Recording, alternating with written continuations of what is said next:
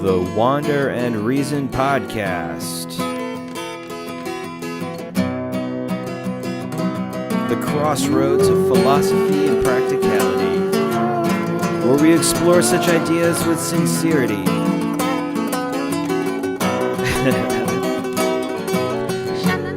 And our intro music is as long as the intellectual dilemmas that we have debated eons upon eons in our heads.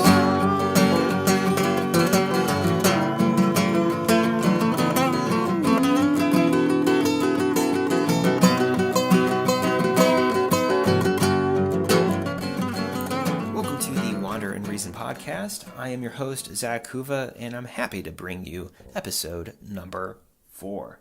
Today I have on Clyde Marl, good friend of mine, and he made it out here from LA to sit down and talk a little bit about his career trajectory that landed him where he's at now as a software engineer. And we got to talking kind of about the events that transpired that I don't know if they led to it, but they were kind of what was going on in the background that followed his progression towards where he's at now. Interesting conversation. We definitely covered a lot of ground as far as his path. So I hope you enjoyed that. Please head over to the website at wanderandreason.com. I post blogs up there 2 times a week, as well as I have an archive of podcasts. You can also comment on everything. Head over to our Facebook page, like that, follow that. Updates are posted there pretty frequently, as well as we have our beautiful Instagram if you'd like to see or download some nice meme-worthy captions from the blog that make it on there. So, without further ado, ladies and gentlemen, Clyde Marl.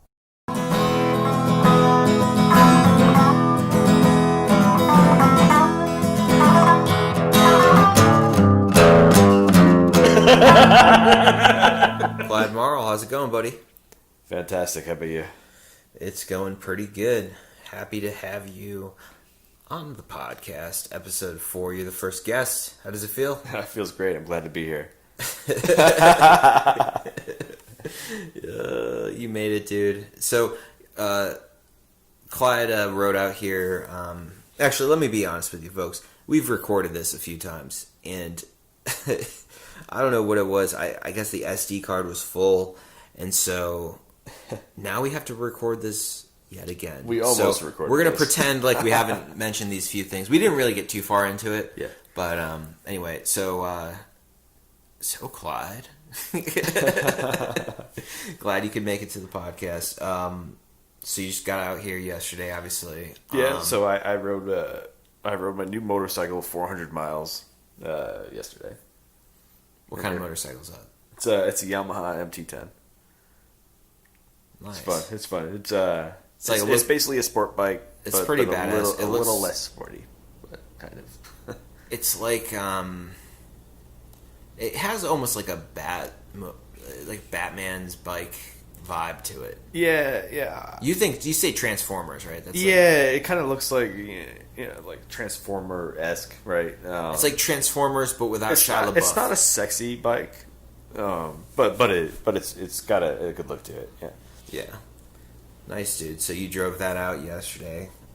You got in last night. So okay. So what's kind of funny is you just got this bike. Well, it was like a week ago, right? Yeah, last Saturday.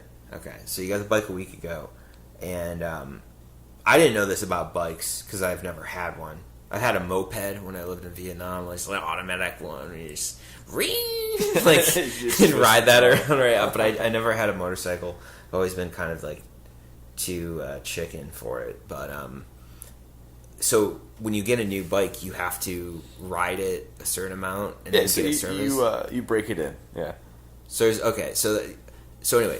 Last week, I wanted Clyde to come out here, but I wasn't like 100% positive if it was happening. And he had just gotten this new bike, and he was like, "Oh, I got to do this break-in period where I'd have to have it serviced before I come out and drive out there. So I got to ride this bike like 600 miles in like 4 days or 5 or whatever it was. Yeah. And we had to work too. We were working, So like he'd be like working all day, and then he'd like take this bike out at night, be like, "Vroom!" Like driving like on the highway, trying to get like trying to get the mileage. But he did it. So yeah, I pulled it off. It worked out very well. So he made it, and how does it feel? You feel? It feels accomplished, but at the same time, I'm not done yet because I still got 400 miles to ride home. How does it physically feel after riding? It feels awful. Yeah, I mean, I feel like once my body heals from what I've put it through, maybe I'll be a little bit stronger. But I hope. Yeah, that sounds pretty gnarly. Yeah. All right, so So what's your deal, Clyde? Well, what's your deal, man? Why are you even on this podcast? I got a lot of deals going lately, so I mean, like, which deal would you like to hear about, Zach? All right. So, 2 for 1. So let's buy one get ones. So okay. So this is kind of something that's always interesting, right? When people ask like you to fill out some sort of like autobiography type line, like tell us about yourself, and like they leave like some lines, like a paragraph, like maybe you go back to school, right, and you have like the first discussion board post where you're supposed to talk about yourself in like some sort of summary. There's been many. You start a new job, they're like summarize yourself, tell us about your things, like what's your deal, and it's just like you have to like pick these like random things that like identify who you are. It's like, my name is Zach. I like to play guitar, and I like to hike. And it's just like, I'm going to give you 4 things right now. It doesn't make up who you are at all. So it's just kind of interesting. So I'll choose 4 things to give you. So with that said, what's your deal? Summarize yourself in a short paragraph. Summarize with 4 key points. 4 key points. My name is Clyde, right?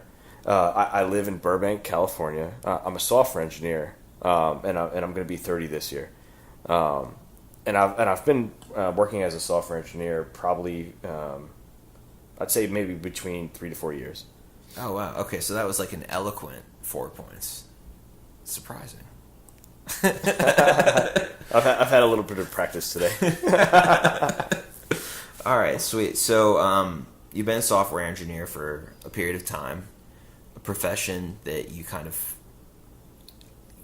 willed yourself into, I guess. I'll call it like that, right? And you can tell your own story. So I guess first of all, two questions for you. What is it like living in Burbank, California? And then, what is it like being a software engineer? Well, living in Burbank, California, I mean, personally, I like it. I think my wife likes it too. There's, I mean, the area that we live in is pretty nice. There's things to do. There's, good restaurants nearby within walking distance. But like Burbank, there's hiking nearby. But that's like where movies are made, right? So like, how does that influence the culture of the area? Because there's got to be like a lot of aspiring actors, and is there like a weirdness because of that? Well, to be honest, when I was first moving out there, I was prepared to experience some of that, right? I thought that I was going to meet a lot of these, kind of, as you're saying, like aspiring actors, and just all that it was going to be, everybody's in the entertainment industry, right? Everybody's trying to make a name for themselves out here, right? But what I found is that it's actually much, much less of that, and that, just like anywhere else you go, there's people that do all sorts of things, right? Mm-hmm. And like when you take a step back and think about it, it really makes sense, because like anywhere you go, like sure, like this place is known for doing this thing, right? But like they still do all the other things that places do, right? Yeah. And there's just people doing all sorts of things everywhere, right? I mean, in a broad sense. Yeah. The reason I asked that about Burbank is because I just remember visiting you. Shoot, it was recently. It was maybe like within the last year. I visited you. Maybe when I first got out to Phoenix, one of my first trips out to LA. And we went out to like one of those bars that was nearby in Burbank, like kind of like the area you can walk around. It's kind of like the downtown Burbank area. Mm. And we went to some bar, and there was a bartender working, and it was good looking dude, and he's like, I'm the bartender, and he just like was like, hey guys, like, blah, blah. He did this like whole spiel, and it was like, I remember walking in there like, what is this? It was just felt like, like he was like, I could just totally picture him having like learned these cues from an acting class, and this was his like. Yeah, you remember that? I do. Yeah, I do. I remember it really clearly. We were actually at the Story Tavern. Okay, which is just about a block from my apartment now, right? Yeah. And my apartment at the time, actually.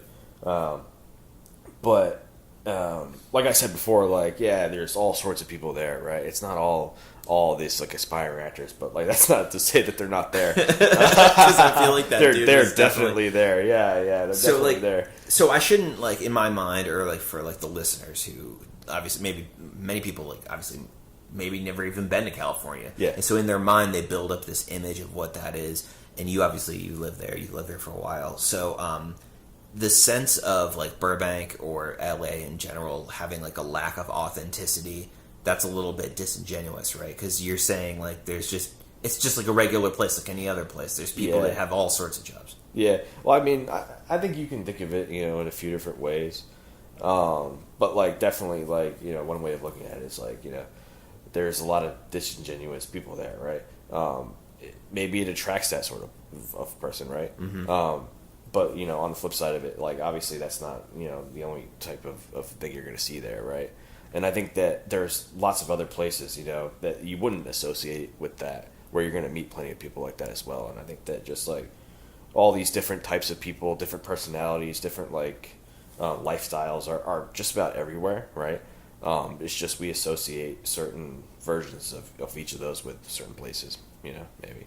Yeah, that's true. I mean, it's definitely easy to like assert those things when you haven't been there or haven't like experienced it in like a longer sense. So like in my mind, like people from certain cities are a certain persona or a certain way. Right. I guess stereotype, but I mean, not in like a classical sense, but it's kind of like when I think of someone who's like from like New Jersey, like I'm picturing just like a garbage person. It's just like real loud mouth and talking with salami hanging out half their face. Yeah, that's not true though. There's that dude exists. Yeah. That dude exists because I lived in New Jersey for a short time. Yeah, not for very long, Yeah.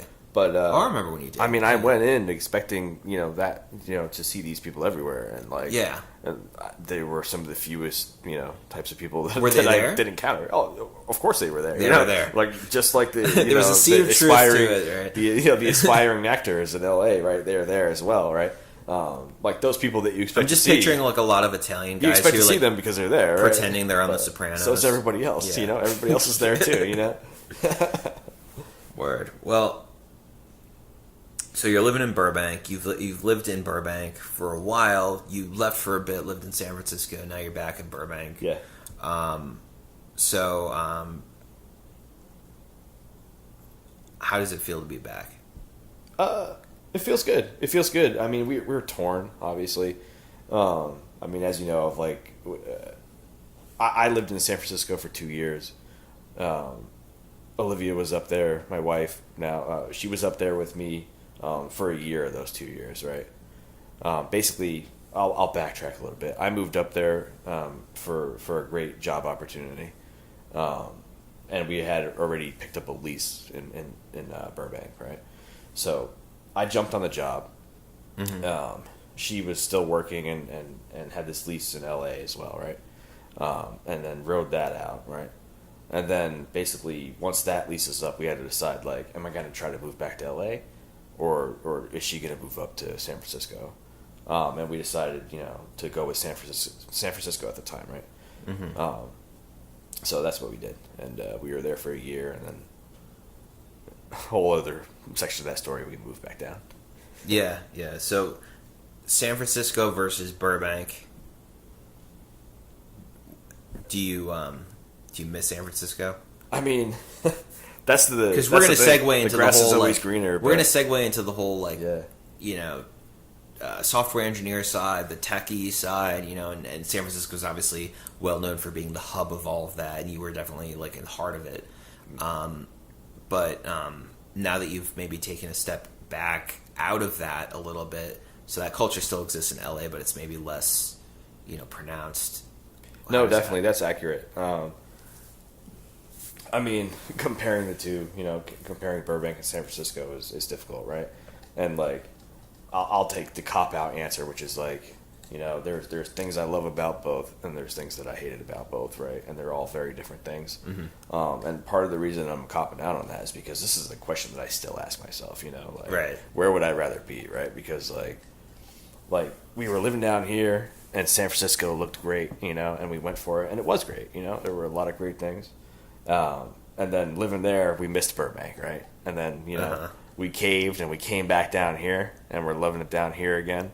Only to, once in a while say to each other, hey, we had it pretty good up there too, That's one of those things about nostalgia, yeah, right? Yeah. So you end up like smoothing over like all of those things that you didn't like about it. You kind of like, you kind of forget about those, yeah. And it's those things that you did, really like that you draw upon as like these fond memories. And then so like often like if you go back and visit, and then like this illusions in your head of like what a wonderful thing it was, yeah. and then you're like, oh yeah, like all of those other realities kind of come back to you, and you're like, yeah, kind of don't miss it as much as I thought. Yeah, no, exactly, exactly. That's why it's like I found it helpful to I don't know how good I am at this, but to try and like when making any kind of like decision, especially like big decision like that, mm-hmm. to like rather than just think of like this ideal thing, and this is kind of going back to your last podcast as well, right? But rather than just like looking at those like snapshots like of like the ideal thing that I'm going for, right? Mm-hmm. Like what happens after that, right? What happens after the photo, right? That you post on the internet or whatever. Well, yeah, I mean, yeah, that point is like, what's the reason that I left, right? Is that something that I would be going back to? I mean, you can definitely keep questioning it, right, forever. Yeah. But there's a reality, like the point you're bringing about, like the last podcast. You're sitting there, you take your Instagram photo that looks all good, and then what? You go out and you do this big grand move. It's this big statement. I'm quitting my job. I'm going out here. I'm living in a van. I'm, whatever it is. I'm gonna backpack around the world. I'm gonna bicycle from North America to South America. I'm gonna, whatever it is. Whatever your thing is. Okay, now you're doing it. Is it as glamorous as you thought? Maybe not. Maybe it is. Maybe it isn't. But yeah, I mean, you kind of always have a little bit of that kind of doubt in the back of your head, though, while you do any of these kinds of things. So anyway, you're a software engineer now. You've been doing that for how long? So basically, I got into coding and software engineering in late 2014, early 2015. Okay. So, and you got out there in 2014. So, I mean, within your first year, you were already sort of like angling yourself towards that, right? So not really.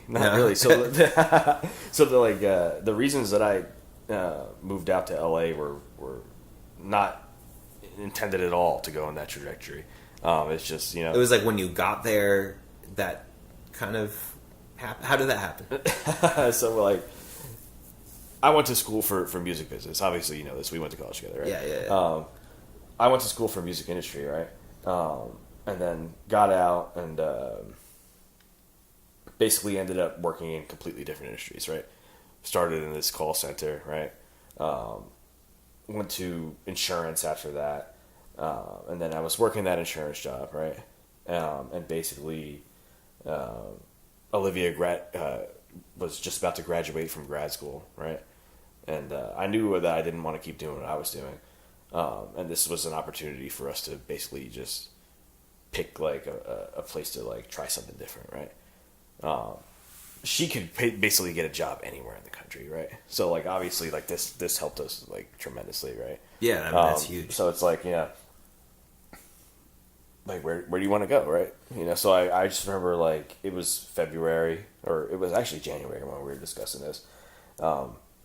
So we only started talking about the move out here like a month before we did it. So just to kind of give the backstory, you both were living in New York at the time, like upstate New York. We were in upstate New York. So she was in Syracuse and I was in Albany. Yeah. And so neither of you have ever like lived in California. No, Had you been to California before? She'd never been to California. I'd been here once for like 4 days. Oh. For like a college like trip. Yeah. And I just remember, during my visit, in like maybe 2009 or 10, being like, wow, it's nice out here. And it was January, I think, when it was out so here. it's just miserable on the East Coast, like gloomy, Yeah. maybe rainy, overcast, cold, like maybe there's snow. I remember the day that I flew back from LA, right? Uh-huh. So I remember, shorts and t-shirt into the airport, check my luggage, board the plane, right? Fly, get drinks, even though I'm underage. The stewardess were serving us, and I was like, wow, this is cool. And we land in Albany Airport, right? And I think we took a van back to Oneonta, maybe, right? Or a van back to college. Mm-hmm. And then there, I had to dig my coat out of my luggage because it was really cold out. It was so cold. And I remember, it's late too because we had flown and it's later on the East Coast. So I finally get to my car and the door was frozen shut. I was in shorts and a t-shirt earlier and the door on my car was frozen shut and there was like an inch of ice holding it there. And I was like, oh, that maybe that's where it all began. So that planted the seed that you needed to one day. Yeah. I think that was the seed for sure. Yeah. All right. So you have this job. She graduates graduate school, mm-hmm. and then you both just pick up and move there. No, she had something lined up, right? So she was just about to graduate with her master's degree, right? I was working at Progressive. I was doing pretty good.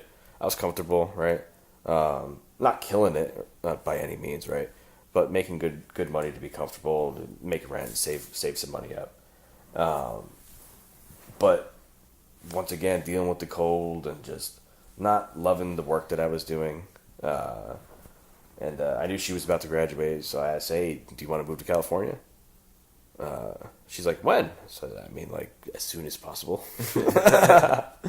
And she's thinks about it a little bit. Doesn't take long. And she's like, yeah, I think so. Yeah. Nice. So we start, internet searching for apartments and go from there. So she got a job offer. She's like, I think I can get a job out there. She looks around, gets an interview, does a phone interview with the company that she actually still works for now, right? Uh-huh. It's a small agency, right? And loved, her boss actually, right?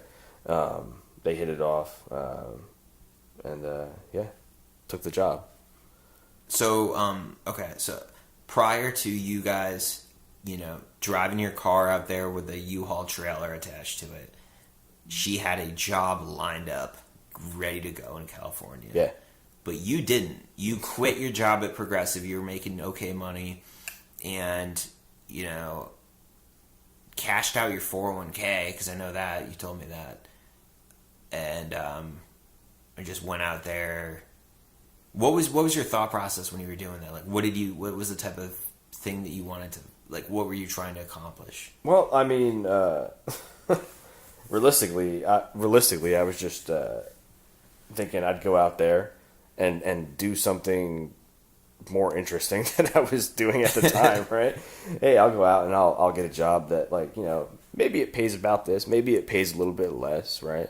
But I'll get it like some cool, interesting new skill, or I'll work in the entertainment business, right? Or I'll do this, or I'll do that. Like, right. I had like a few vague ideas of things that might be interesting, but I wasn't quite sure exactly what it looked like.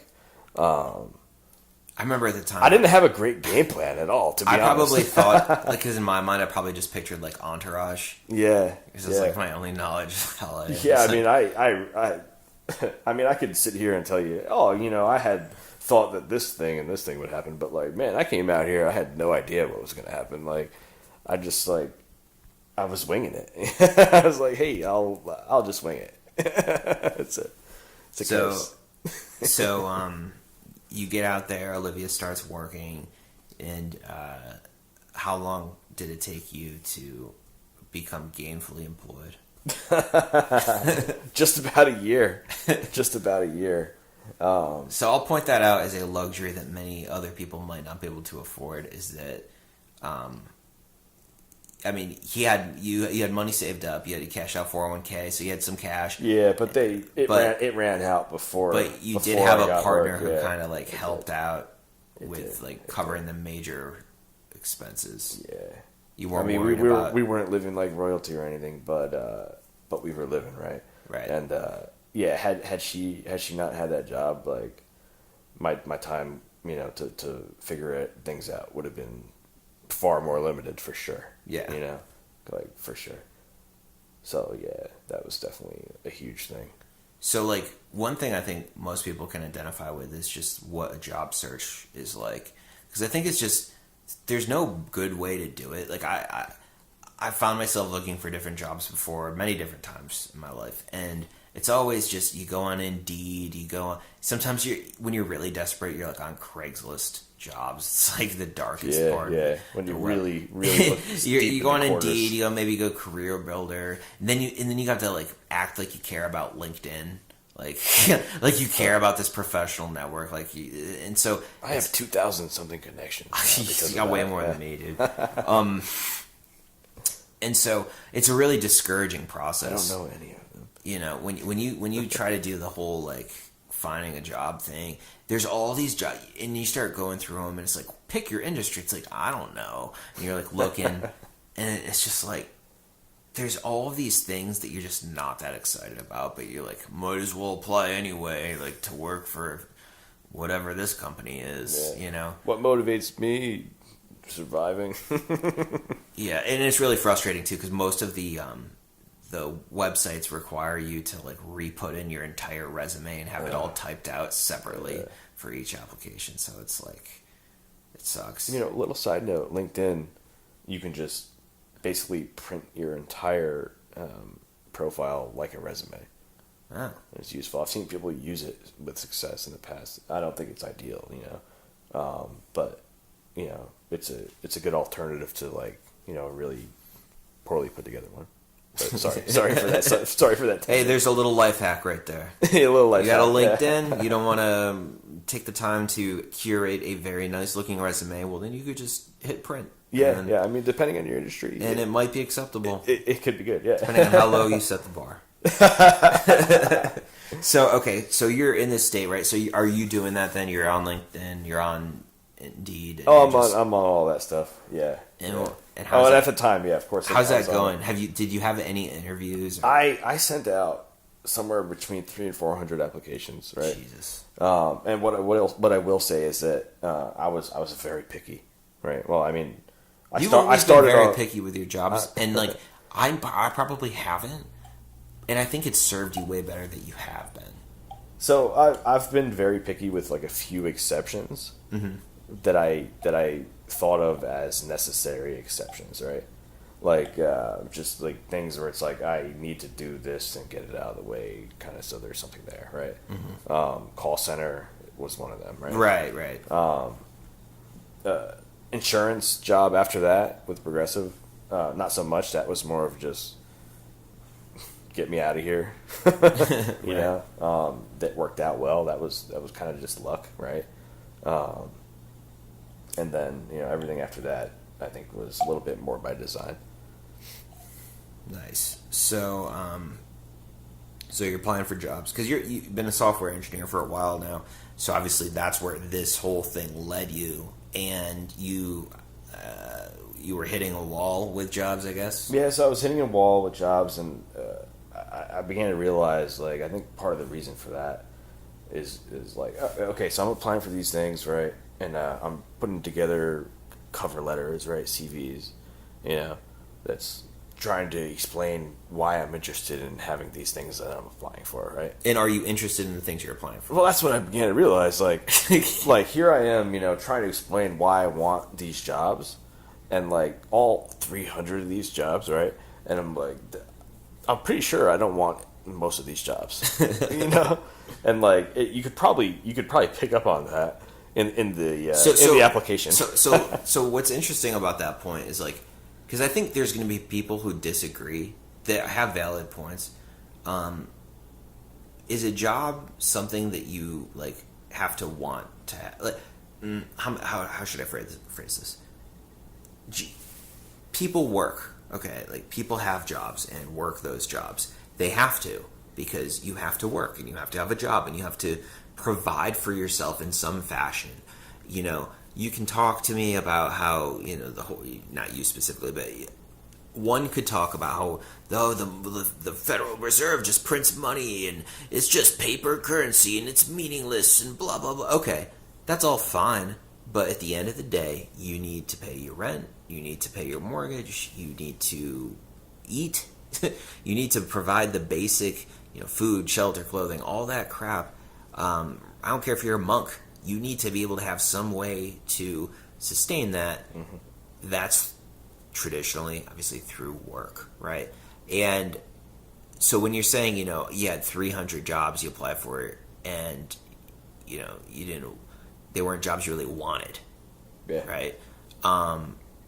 Yeah, I mean, there's a lot of people. Had I had an offer, I probably would have taken it. Because a lot of people might say, like, well, yeah, okay, you might not want them, but you have to work. Like, I applied for a reason, exactly. Yeah, right? I mean, if I could pick exactly what I wanted to do all the time and not have to worry about, So does a job? So I guess what I'm trying to get to is like, does a job have to be something that is like you want, or is a job just like we can accept it as it is what it is? So that's just the thing. That's just the thing. A job definitely doesn't have to be something that you want, right? Mm-hmm. It doesn't have to be like your. If it did, then more jobs would be that way, right? Yeah. But they're not, right? Like a job is just that, right? It's a job, right? You got to do this. You do this, and you get compensated with money, and that's life credits, right? That's things to continue, doing the things you do when you're not working, right?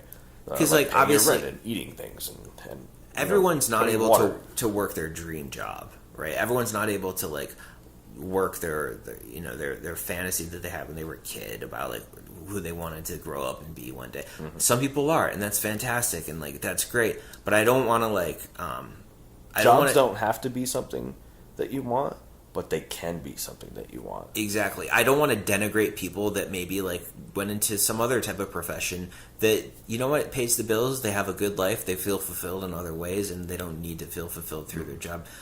In a perfect world, would you feel fulfilled on all fronts? Absolutely. But there is a pragmatism to it. Like, that's not always possible. Yeah. But anyway, so you do this job search. You send out like 300-400 resumes, applications, yeah. and then how's that going? It's not going well. I mean, I maybe had like 3 phone interviews, right? Like 1%, right? And these are like initial screenings, right? Like something like 90 to 95% of these, I'm completely ghosted. I'm not even getting like an acknowledgement, right? I mean, like you get the initial automated thing, like we've received your application. Mm-hmm. It should say, you might hear from us, but you probably won't, right? Because that was my experience, right? Right. I mean, probably somewhat understandably so, because I think a lot of these jobs that I was applying for, probably a lot of other people are applying for, right? And I'm just adding my piece of paper to this like giant stack, right?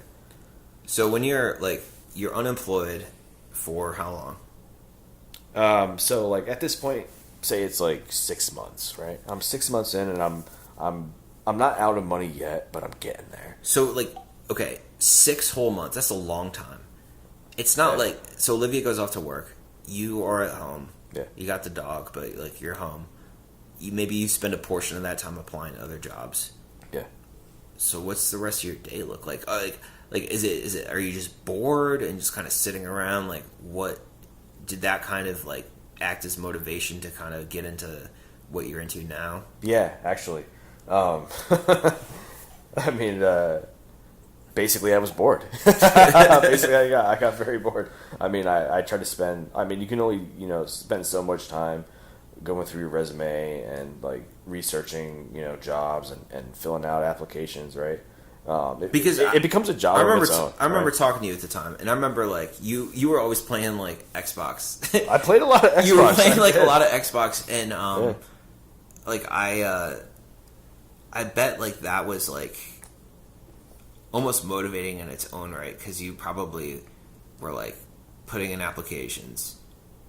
No, you're just playing some Xbox, but you still don't have a job. Yeah. So it's probably like you probably get sick of the leisure time.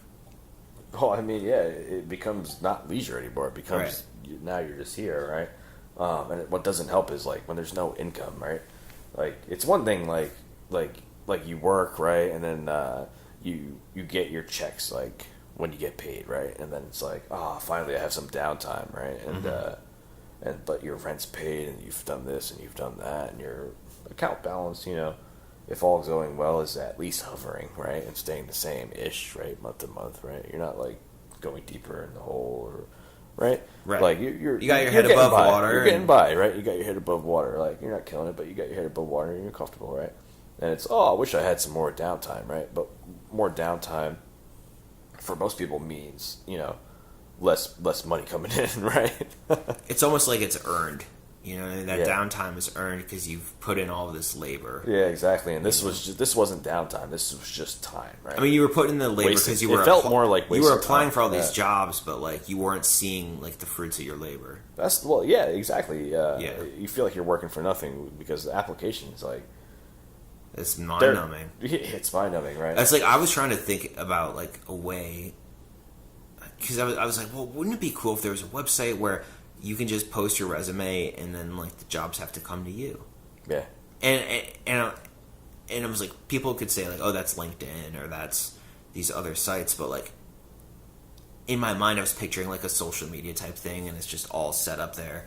And then I was just trying to figure out like how would that work? And I just don't see a way that it would work without kind of people being biased based on like protected groups. You know what I mean? Like there'd be no way that it would work that well. I think it could be possible. I think that sort of is the landscape, but it's on an industry by industry basis, right? So I think like depending on like the type of role you're hiring for and like the industry that you work in, right? I mean, and the reason that I know this is because software engineering is one of those industries, right? Mm-hmm. Where the hiring almost is like that, right? Like, the recruiters are just always looking for engineers, right? Which is one of the reasons why I'm lucky to have ended up in this field at all. Yeah. Interesting. Yeah, I don't know. I always think about that, like when you're looking for jobs, it would be just so nice if people were just knocking on your door rather than you having to always put out those resumes. Okay, obviously you're applying to the jobs and whatever, not working out too well. How do you get from right there to your first job in like that industry in software engineering? So I've never had any experience with coding whatsoever. At the time, I was applying for jobs, and essentially what happened was. Are you like a computer geek? Like, are you all? I've always been tech savvy. I've known you a long ass time, but you never were like one of those computer guys, though. No, that's not like how I ever thought. No, right? I was never that. But the potential's always been there to become that. Tap into your neuroticism. Yeah.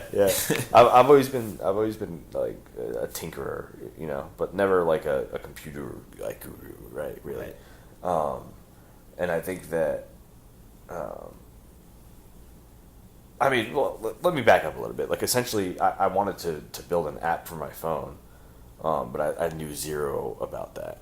And I just basically started Googling. I was sitting at home, in Burbank, without a job. It was like 6 months in. I had $800 left in my account, which wasn't enough, like to pay anything substantial. Because I feel like most people at this time would have taken one of those like bullshit jobs, any job. Yeah. I was feeling pretty defeated, really, Yeah. man. I was feeling pretty defeated, and I was just like, well, I should just do what I want with my time at this point, right? And the air conditioner had a remote, and the batteries died. My phone happened to have an IR blaster, which is the key component of like a remote, right? And I was thinking, hey, maybe I can just put an app together real quick to make this way. How hard could it be? I think part of the reason I never became interested in coding sooner was because I thought it was more solved than it is, right? I thought it was just all like kind of plug and play things that you just throw together, right? Mm-hmm. But I tried to put this app together for my phone, and I got nowhere. My computer couldn't handle it. So I just started trying to learn, hey, okay, I'll just learn how to do this. How long will it take? A couple weeks maybe, right? I'll figure this out. And I'm still figuring it out now. And this is 5 years later. I never built that app, but a lot of other things have changed for me. So then what? So you start learning things online then? Yeah, I mean, like I said, I had $800 left. My computer wasn't good enough to do this stuff, so I kind of went out on a limb, and I was like, I could, squeeze out, another month of rent here, my half of the rent or whatever, right? Or I could, empty this money into a computer and try to figure out how to do this thing, that is way harder to do than I thought, Maybe I can figure out how to do something with this. So that's what I did. I ordered this computer. I got it set up for writing code, and I learned as much as I could on my own, right? There's all sorts of free tutorials and videos and things you can read. So I learned as much as I could, and basically said, what can I do next? I don't want to spend more money on college, right? I mean, it was an option, right? It's still an option even now. But what can I do to jumpstart this? Like there was a moment, I don't remember what the moment was, where I was like, hey, this isn't just like a thing that I can do right now, to just like something to figure out to build an app for myself. This is a thing that I could do like for a living, right? Mm-hmm. Like this is the job I've been looking for, but I haven't been looking for it, right? Like it found me almost, right? Nice. I fell backwards into it. So then you kind of had to like figure out like what do you need to do to get into it? Yeah, well, then I started thinking. I mean, I started off thinking I just want to figure out enough for myself, and like obviously you have to do years of training and schooling to get into the industry. So like, why would I? That wasn't even in my head at the time, right? I was just because that's such a barrier that we set on ourselves. I feel like a lot of times, like maybe you have an interest in a career or something. And you stop yourself before you even let yourself kind of get immersed in it. You immediately like there's this pathway that could lead you there, but you just stop yourself short because of this barrier that might only exist in your head. That's 100% right. Because like, I mean, for software engineers, I mean, how do most people become software engineers? Like, do most people go to school for it? I think that how does it traditionally, like maybe like in we've got a cat earlier times.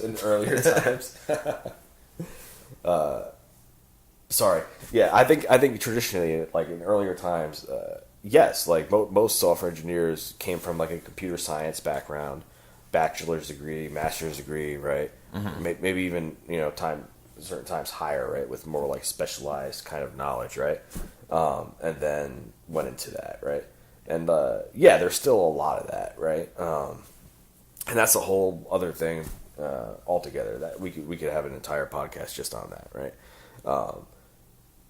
but now, specifically like in the last like 10 years or so, the tables have kind of turned and it's become almost like a trade, right, where it's like so many people know how to do this. Everybody does it a little bit differently. Like I kind of think of it like carpentry, but like in the digital world, right? That's cool. Where now you can like there's these guys out there that are, you know, people out there that have been doing this for so long, and they're willing to pass on the knowledge, right? Okay, so that actually is a good segue. So, like, I mean, typical within that type of industry, like carpentry, you know, you have an apprenticeship.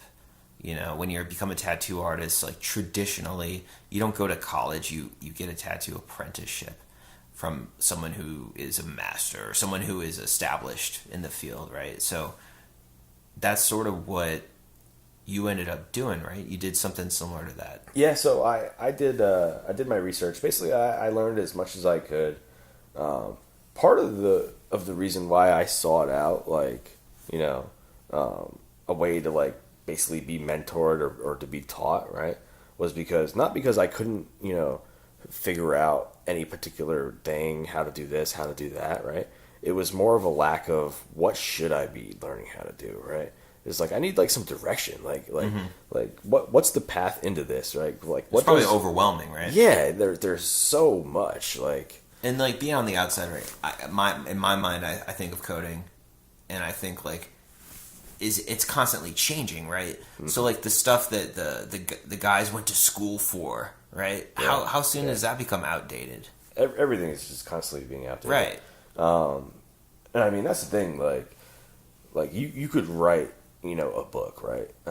And like, yeah, language, you know, changes and things like that, and could sound outdated. Like if you read something really old, you can hear it, right? Like it sounds old, right? Right. You read something from Shakespeare, but it's still relevant, right? And we study that stuff, right? But with coding, like it's just this stuff becomes obsolete, right? Or just like think of it, it's like, you know, bringing a bow and arrow to a gunfight, you know, like where it's like, yeah, you could probably hit a guy in the leg with that thing, but you know, like you're toast afterwards. Yeah. I mean. Okay, so you sought out your apprenticeship, so to speak. Yeah, so basically, I went to like a coding boot camp, right? It's kind of like a taboo, you know, less so now, because there's so many boot camp graduates, you know, from all these different, you know. It's like the show camps. Silicon Valley. Yeah, just like it. It's eerily accurate, actually. This is part of the reason I love that show so much, because it's like, it's you know, it's so ridiculous and hilarious, but it's like so much of that I've seen in first person, and it's not, they're not stretching it at all. So I don't want to like go through every freaking month of this process, right? But just give me a little bit of background on coding boot camp. What was that like? Because you weren't at a college. You were, what was it? Oh, jeez. So they had been around for like maybe a year, tops. Right. This is you like, found these guys online. I found them online and was somewhat impressed. Right. And you had to pay, obviously. So how much was it? Pay. I mean, in total, it ended up being about $10,000. Okay. So basically, how it worked out was I put like a $3,500 deposit down, right, which is like for room and board, right, and then I pay the rest back after I get a job, right. So that was like kind of an intriguing part of it, right, where it's like, okay, like yeah, you pay for like this like living up front, right, which like I had to take a credit card out for that. Because I was out of money, man. I had to buy that laptop, right? My bank account was now empty. So you put it all on credit? I put it all. I opened up a credit card, got a $4,000 limit, and maxed it out the next day. I was like, "Welcome to credit world." You know, this is the world of credit. Here's money. You took a pretty big risk. So, yeah. How long is the program? Like, what does that look like? So I think it was about 2 months, if I'm remembering correctly. It was a 2-month long program, right? This one was a little bit unique compared to others because you live in a house, right? So they basically they feed you there. They had an actual house, right, in Fremont. You move in, right? You can't bring a vehicle with you because of whatever reason. You can't bring a vehicle, and they cooked like a homemade lunches and dinners and breakfast. And they had coffee and stuff, but it was almost like living at like a commune. Not that I've ever lived at a commune, but it's like what I picture of like living at a commune, but you code all day instead of like tending to a weird farm. Was there like a chef then? So like, who was the cook? So the owner's wife or girlfriend. I'm not sure if they were married or not. That's why it's a communist, like the owner's girlfriend. Yeah. And she was actually really good at it. I think she had worked like in the catering industry, like as a chef in the past. So it's like it was nothing new, right? If she hadn't, she maybe she is now because she's a fantastic chef, right? And she cooked for a lot of us, right? But yeah, no, it's like you could like you'd get up and go in, you could walk in the kitchen, get your coffee, and she's like cooking up a crazy meal for 20 people, So yeah, okay, it's pretty wild. So you do in this thing, they're teaching you. Like, did you learn a lot while you were doing it? Like, things you didn't know or you couldn't figure out your own online? So this particular course, they focus on a particular stack, right? What's a stack? So they were web development focused, right? Web development is always going to involve JavaScript, right? Because a browser. Let's dumb it down. Yeah, so like when you open your computer and you go on the internet, you open one of like 3 or 4 things. You either go to like Internet Explorer if you're on Windows, or you open Chrome or Safari if you're on a MacBook, or maybe Firefox, right? That thing reads JavaScript, and that's what makes a web page do things, right? So it's like a language. The stuff that's on a web page. So like if there's a box where you type in like your email to sign in onto Facebook, right? Or if there's a logo in the top corner or a menu, anything that you see on the page, that's going to be HTML, right? Which is just it's just a language, right? That the browser reads, and then CSS, cascading style sheet, is going to be the stuff that it's almost like makeup. Right, where you apply it to make the page look better, and it gives it its style, right? You can move things, and say, the text here is this big, and it's this color, right? So they were teaching you what then? So basically, they were mean stack focused, which is full JavaScript front end and back end. That's probably a simpler way to put it. I don't want to get like too into like technical weeds. So you're doing this. Are there tests, like, or was it just kind of like come here and do this and then say that you did? So like for the month or two, maybe it was 2 months. It was at least a month leading up to it. They give you like home assignments and like things to read about, and learn about. Right. A lot of it I already knew because I had been kind of trying to teach myself this stuff. Right. But they give you like, hey, learn how to do this, and then once you think you've learned how to do that, do this little quick assignment. And the assignments are all like, build this thing and submit it, right? So yeah, I did a lot of that, and I built like a little hangman game, like for like a final like onboarding process, I guess I'll call it, because it was like the last like thing that I had to do before actually going there. So, like, when you finished this thing, and you were with a group of other people that finished it and stayed in the house with you, right? This is not like an accredited university. This is like... No, so they've actually been shut down since. I don't know the details on it, right? Because I haven't really kept contact. But no, not accredited, and I think they...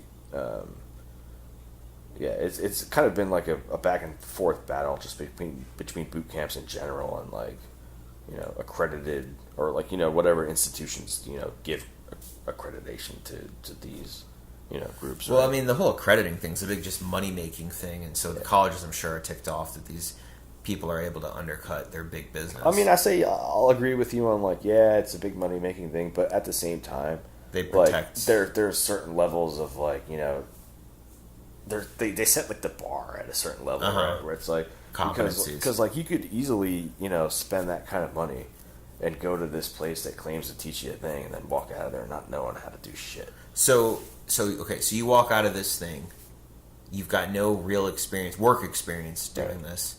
How do you leverage that into your first job in it wasn't easy. Engineering? It wasn't easy. I mean, there were a lot of failed applications. I mean, initially I tried, because this thing was up in the Bay Area, right, in San Francisco area. And I was still living in LA, right? So I was living in LA. I went up there just for this boot camp, and what I originally was going to do was move straight back to LA, right? And that's what I did. You know, the day after I got out of there, I rented a car and I drove straight back to LA. And I got back and was like, oh, it's good to be back. Can't wait to get a job down here, right? Yeah. Finally, you know, because like I had already been trying to get a different job for a year. Now I got to start all over again with this new career path, right? It's like forget everything else I just did. Let's do this again, right? And like it was feeling the same as it felt before. I was like, this isn't good, you know? Here we go again, and I just wasted 10 grand more, but it's on credit this time, you know? Yeah. So yeah, rough start. But I ended up taking a job in San Francisco because that's where the job was that I was offered. So like, you know, you applied. They, you do the phone interview thing. You do the, I don't know if you did video. Do you have to do like a coding challenge? So I did. I did a phone interview with a recruiter that was about half an hour, and I had to answer a couple simple technical questions, like screening questions, just to make sure that you're doing things. After that, I had a phone interview with an engineer. After that, I had a phone interview with the director of engineering. After that, they flew me to San Francisco, and I had a 4-hour chunk of interviews with multiple employees. Wow. And so, like, you must have been just, like, flying off the cuff a little bit, right? Because you just had, like, this, like, couple months of this boot camp, no experience in it, and then... I tried to be honest with them. Yeah. I was very honest about my experience. I told them, like, I just got into this, 6 months ago. Right. Look what I can do already. That was kind of my approach, Yeah. Because I dove in head first. I spent, like, once I started trying to learn how to code, I found myself not wasting my days anymore, really. Like, even before the boot camp, like, because I found myself, like, okay, applying for jobs for, like, an hour or two, being burnt out, and then wasting my day. But, like, once I found, like, this thing, a little bit. Yeah. That's what I was spending my days doing, like, and I was staying up extra late to focus on this, right? I was getting up earlier, like... Yeah. I was like, hey, I stopped applying, for jobs for a little while, because I was like, I need to learn how to do this instead, I think this could be something, So, you ended up taking that job, or getting that job, and that job was in San Francisco, so you had to move there. And so you worked there for a couple of years, right? And then you have a different job now. You're back in LA. So you've been working in software engineering because now, we're talking about all this stuff that kind of went down 2014, 2015. And, 4 years later, almost 5 years later, what's your take on kind of the industry? Because software engineering is, for someone on the outside like me, it's one of those things where, like, if you just go Google search, like especially like if you're having that crisis, you're having that, I need to take control of my career, I need to do something different, and you Google top jobs for new jobs that are growing or hiring or whatever, you're going to find software engineer. It's always on those top lists. It's all on this list. Yeah. And so, what is that job like in terms of I'm not even the day-to-day, because just like the culture of, like, what is it like to work in software engineering for a company that's like a tech company? Well, there's a lot of variety, but there's a couple of things that, regardless of where you go, kind of remain constant. Especially like in the startups, right? Like that's kind of like a buzzword now, right? Startup. But like, yeah, I work for like a startup right now with like kind of early funding, right? Like probably like $1 million in the bank, and there's like 25 employees, and we basically work out of a big apartment in Venice, right? I usually get there around like 9 or 10 in the morning, right?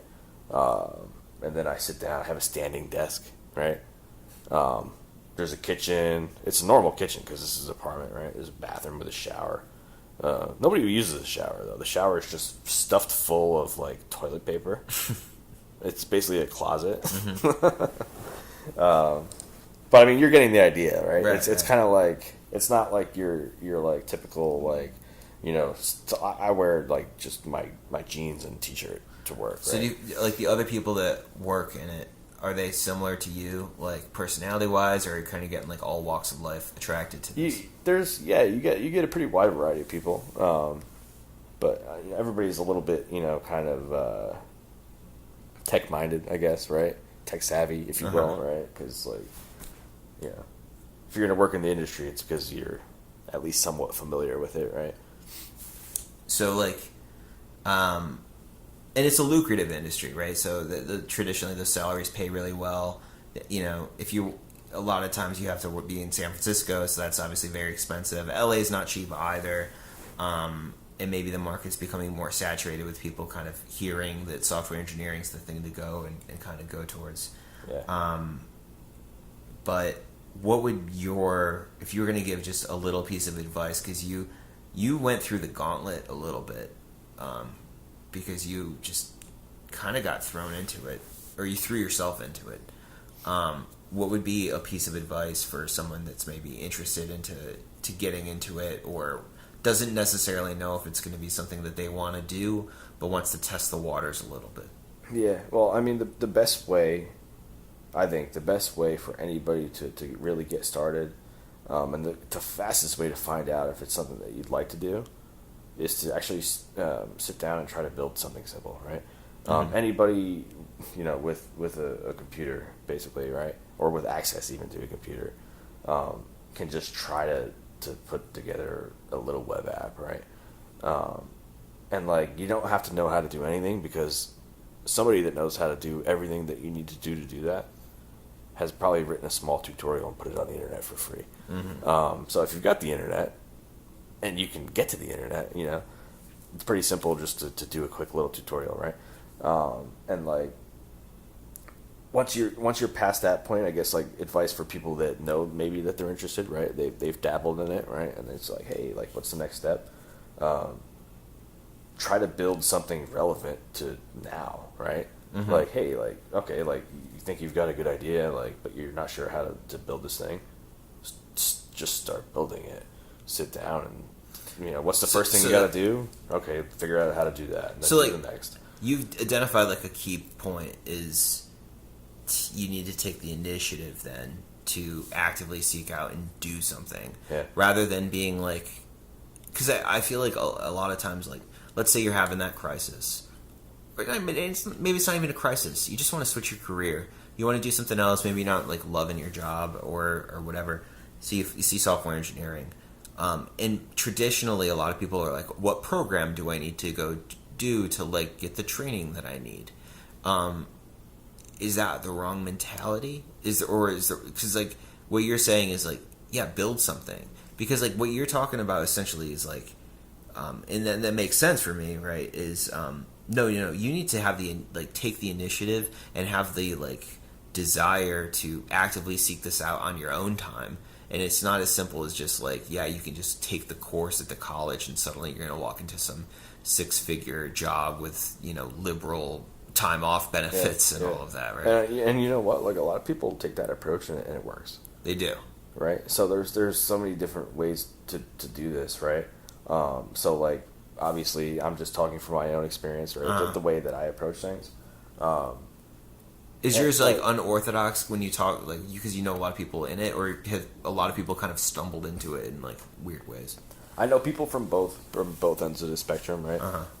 And I think that, you know, people that took a similar route that I did, right? The kind of like the more gritty route, like the boot camp thing, like kind of like do it yourself, right? Figure it out on the fly kind of stuff. Yeah. Are you know, similar, right, in that respect? Are they better coders? I won't speak to that. I won't speak to that. Yeah. Because like, I think that there's benefits to the way I did it, and there's downsides too. There's things that I don't like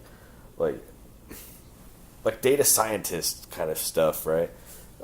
people that have that comp science degree and are familiar and have studied these algorithms and optimizing queries and things like that I'm kind of like now learning, right? Yeah. It's just we're all trying to do the same thing. It's just I started from one end and they started from the other. Right? Yeah. Like you learn all this like theory and like you figure out all these like ideas and ways of doing things, and then you go and put that into practice, right? Mm-hmm. But for me, it was okay. I'm trying to do all this stuff, right? And then it's like, okay, like now I'm doing this thing, and like, man, this thing is running slow as hell. Like now I got to figure out these algorithms and theories to to backfill why it's slow and speed it back up. Right? Mm-hmm. That makes sense. Interesting. Well, if you could do it all over again, would you do it the same way? If I could do it all over again, I'd probably start from their end, realistically. Yeah. And go and learn all this stuff, and then jump into it.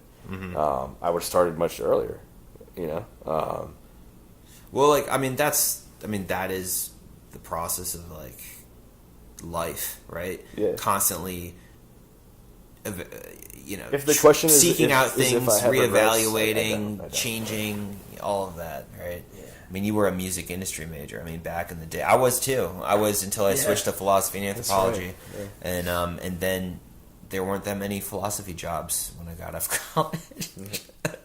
But I knew that job, so you were missing out on that. I knew that going into it, though. For me, it was Yeah. more like the discussions and the things I got to study in school. But cool. So so what's next? So you're obviously you're a software engineer now. Is this like somewhere you see yourself staying long term, or you think you're going to kind of switch things up? Because I think from the outside, it's like, oh yeah, he's got his thing figured out, and he can just do that forever. But like, is that what you want to do, or? I mean, right now it is. It's like not as glamorous as it was originally because it's kind of solved, right? So like, I like to like solve things that are confusing me, right? Uh-huh. It's like kind of like the thing I do. I go from like thing to thing, and like. I think one of the things that's kept me around coding, right, and one of the reasons why, yes, it could be a thing that I figured out that I just do now, is because like you can't solve it all the way. Mm-hmm. I mean, yeah, maybe you can solve it all, right, but like no, you can't. Yeah. So, well, that's interesting. The whole story is interesting, and like I know like most of it, right? You're filling in some parts maybe that I was unaware of. One, before we wrap things up, because we've been going for a bit, but a lot of people like your story is like pretty like cool and interesting, and maybe inspiring for a few people that like are kind of feel like they're stuck a little bit, and like that is an avenue where they could relatively likely end up, right? Software engineering. But you've worked those jobs that just are like have that soul crushing feeling. You've been there. I know it because I was working them at the same time. Like when we were both working in different call centers, and what was your day to like? Not describing like what's going on in your day to day, but what is the mind state of back when you were clocking in and clocking out? You were on the phone and it would beep at you, and like a new person would be on the phone. You didn't have control over it. Describe like that feeling that you had in that type of a role versus kind of like how it feels now. Oh yeah, it was a huge difference. I mean, do I have stressful days now? Yeah, of course.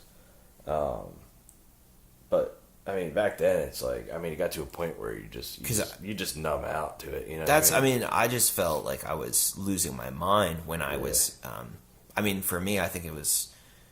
Shoot, it would range. Sometimes like 70, sometimes 110 phone calls a day, and you can't control when they come in. They just beep at you, and then,